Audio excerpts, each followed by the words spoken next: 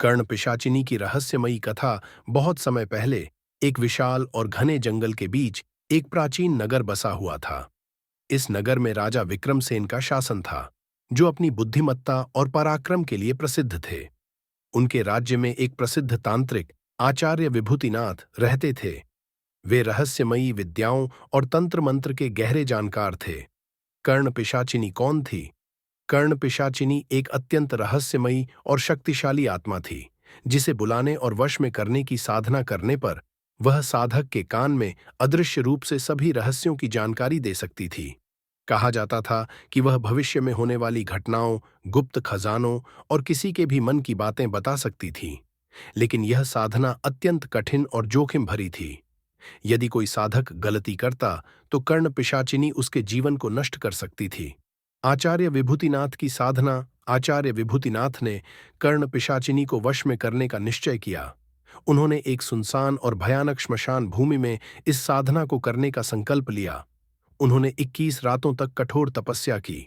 वे रुद्राक्ष की माला से मंत्र जाप करते, अपने चारों ओर त्रिकोण आकृति बनाकर रक्षा कवच स्थापित करते और दीपक जलाकर साधना करते। जब 21वीं रात आई, तब अचानक आकाश में भयानक गड़गड़ाहट हुई। पूरे श्मशान में अजीबोगरीब आवाजें गूंजने लगीं। तभी एक तीव्र प्रकाश प्रकट हुआ और एक भयंकर आकृति सामने आई।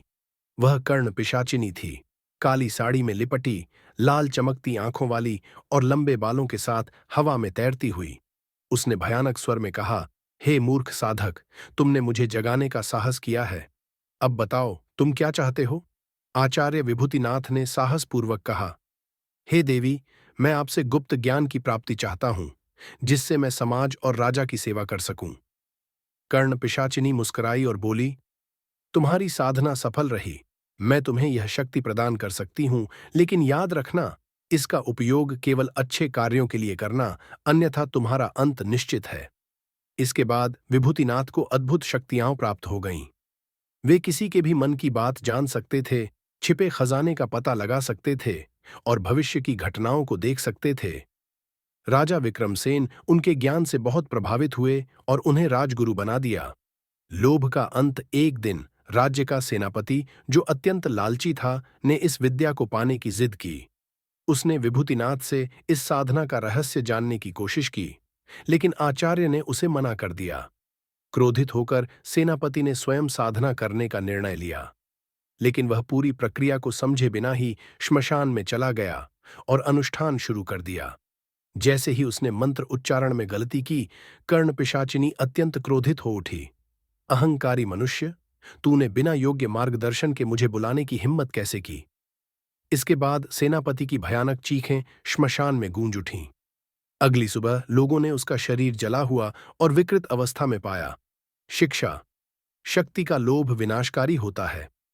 बिना उचित मार्गदर्शन के रहस्यमयी साधनाओं में प्रवेश नहीं करना चाहिए। जो ज्ञान समाज के हित में उपयोग न हो, वह अनर्थकारी बन जाता है। आज भी कहा जाता है कि कुछ गुप्त साधक कर्ण पिशाचिनी की साधना करते हैं, लेकिन यह अत्यंत खतरनाक और कठिन है।